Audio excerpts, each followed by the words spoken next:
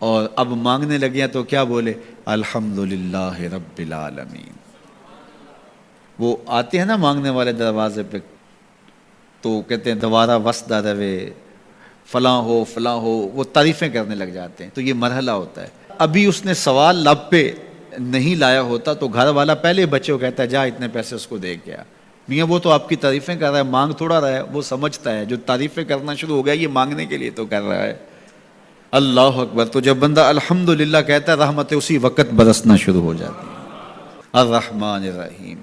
میں سخی کی دہلیز پہ کھڑا ہوں جو رحمان بھی ہے جو رحیم بھی ہے، محض اپنے کرم سے عطا کرتا ہے، رحم کی بھیک مانگ رہا ہوں۔ پھر کیا کہہ رہا ہے؟ مالک یوم الدین۔ کسی کنگال سے نہیں مانگ رہا، اس سے مانگ رہا ہوں جو مالک ہے، دنیا کا بھی مالک ہے، آخرت کا بھی مالک ہے۔ پھر اس کے بعد اگلی بات کیا کہتا ہے؟ ایاک نعبد و ایاک نستعین۔ مالک میں پوجتا بھی تجھے ہوں اور مانگتا بھی تجھ سے ہوں۔ دیکھو سائل اس اعتبار سے بھی دو طرح کے ہوتے ہیں۔ ایک سائل ہوتا ہے جو بائی پاس پہ اترتا ہے، ایک کے گھر کے سامنے جاتا ہے، یہی طریقہ صحیح مانگنے کا، لیکن جاتا ہے کہ گھر کے سامنے ہے، تعریفیں کرتا ہے، اور مالک خانہ کو پتہ ہوتا ہے کہ یہ ہمسایہ سے بھی مانگ کے آیا ہے، میرے گھر سے بھی مانگ رہا ہے، اگلے گھر سے بھی مانگنا ہے، تو وہ اسے تھوڑا سا آٹا دے دیتا ہے، 1 روپیہ دے دیتا ہے۔ اس کو پتہ ہے اس نے پورا گاؤں مانگنا ہے، آدھا گاؤں مانگ آیا ہے، آدھا گاؤں اس نے ابھی مانگنا ہے، تو سارے 1 روپے دیتے ہیں۔ ایک تو سائل وہ ہے جو در در پہ جاتا ہے، اور ایک سائل بائی پاس سے اترا، وہاں سے پل عبور کیا، پھر گلی سے گزرتے ہوئے یہاں آیا، اور یہاں آ کے آپ کے ساتھ اس نے کہا کہ میں کسی در پہ نہیں گیا، آپ کے پاس آیا ہوں، اب آپ نے میری ضرورت پوری کرنی ہے۔ تو پھر 8 آنے 5 روپے تو نہیں دیے جائیں گے، پھر تو جو میری استطاعت ہوگی، جو آپ کی استطاعت ہوگی، اس استطاعت کے مطابق دیں گے کہ یہ سارا شہر چھوڑ کے آیا ہے، یہ کسی سے نہیں مانگتا، یہ مجھ سے ہی مانگتا ہے۔ تو پھر آپ اس کی ضرورت پوری کریں گے۔ اگر آپ کے بس میں ہوا تو مانگنے والا کیا کہہ رہا ہے؟ ایاک نعبد، یہ پیشانی کہیں اور نہیں جھکتی، وایاک نستعین، یہ جھولی کسی اور چوکھٹ پہ پھیلتی نہیں۔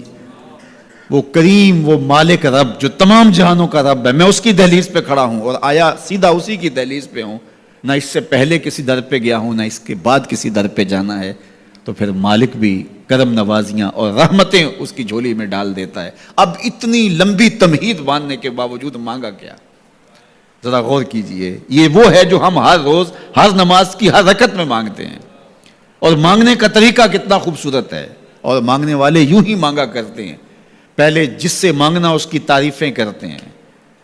آپ نے مانگنے والوں کو دیکھا جو سلیقے سے مانگتے ہیں، تیرے بچے وسدے رہیں، تیری جد آباد رہے، تیرا خاندان آباد رہے، وہ مانگتے ہیں۔ اس طرح پہلے تعریفیں کرتے ہیں، پھر کہتے ہیں تیری فیکٹریاں چلتی رہیں، تیرے جو ہے تیری جائیداد بڑھتی رہے، تو وہ اس کے خزانوں کا ذکر کرتے ہیں، اور پھر کہتے ہیں کہ یہ فقیر نمانہ تیری چوکھٹ پہ آیا ہے، اس کی ضرورتیں تو پوری کر دے۔